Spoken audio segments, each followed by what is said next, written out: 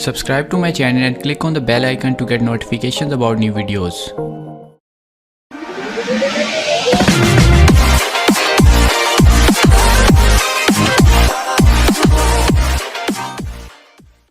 Every smartphone company these days has its own version of a fast charging technology that they claim is the fastest, or something like that.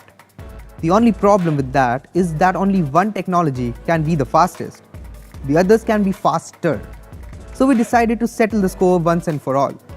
We put charging technologies from Samsung, Xiaomi, OnePlus, Motorola, Huawei, Google and Apple to the test to find out which one was actually the fastest.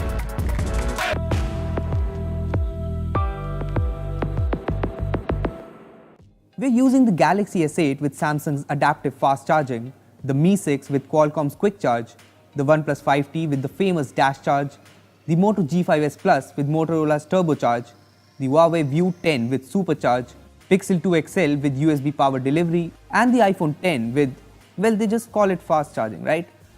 We're using these phones because they all come with similarly sized batteries. With the phones completely discharged, I connected them to their chargers. Then it was a matter of waiting. To my surprise, the View 10 with Huawei's supercharged tech reached 100% in 1 hour and 21 minutes. Seriously amazing considering its bigger 3750 mAh battery. If you're wondering about the OnePlus 5T, and I know you are, don't worry, Dash Charge wasn't too far behind, with the OnePlus 5T taking just 2 extra minutes, getting fully charged in 1 hour and 23 minutes. The competition between the View 10, 5T and Mi 6 was very close and honestly very interesting. But the Mi 6 came in third, taking 1 hour and 27 minutes to get fully charged.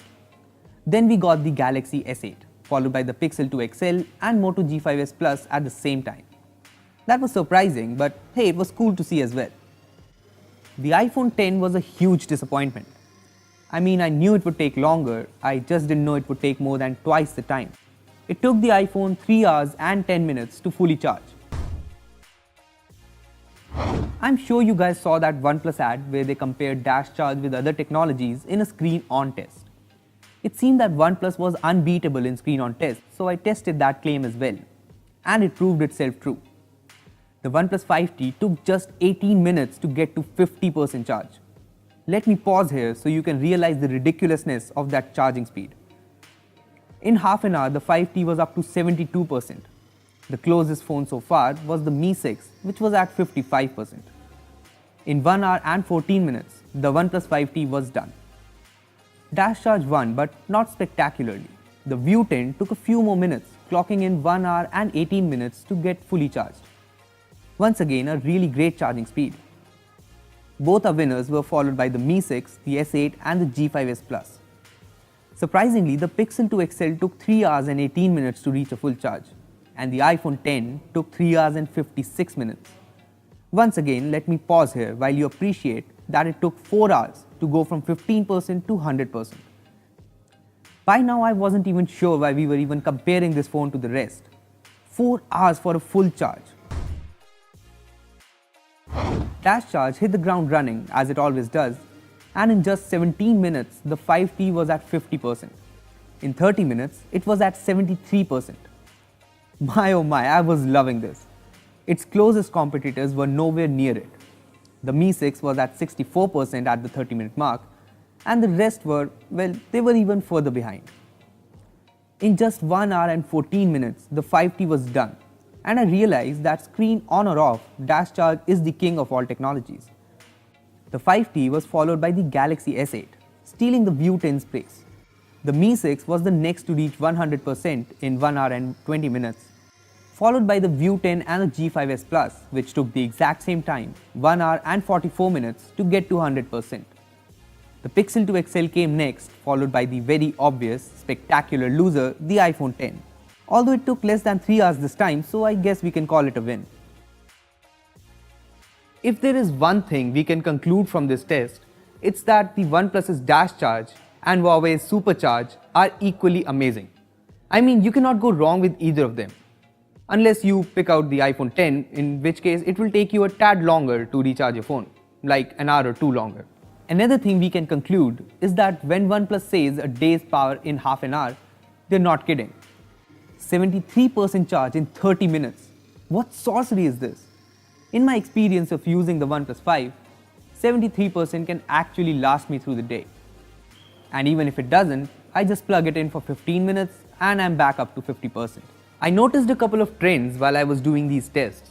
Firstly, Dash Charge starts off really fast, like a sprinter running a 100-meter race.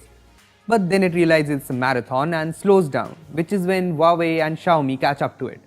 Their technology knows it's a marathon and starts off just fast enough and stays steady throughout. Basically, Dash Charge is the absolute best out of all of these technologies. Huawei's Supercharge comes very close, which is definitely saying something. I mean, I sure didn't expect supercharging to come from behind and beat Dash Charge in any scenario whatsoever. Other than that, Qualcomm's Quick Charge is definitely right up there with the best of the lot. However, Google uses USB power delivery and that's quite inconsistent with its speeds. That's where the iPhone X comes in as a savior. It took so long, the Pixel 2 XL doesn't seem all that bad. Now let's talk a bit about our sponsors for this video. AppMatch is a service that suggests apps that are custom fit to your interests. They have a variety of quizzes that you can take and get recommendations accordingly. Let's try out this cryptocurrency quiz. I can answer these questions and at the end, the website suggests the best coin according to my preferences. Instant transactions, fees under a penny. The first thriving decentralized autonomous governance structure in the world. We consider Dash to be the most promising project in crypto. Plus, there are a bunch of recommended apps related to cryptocurrency as well. I can swipe left and right depending on whether or not I like them. The service is completely free and you should try it out if you ever need recommendations about apps you like.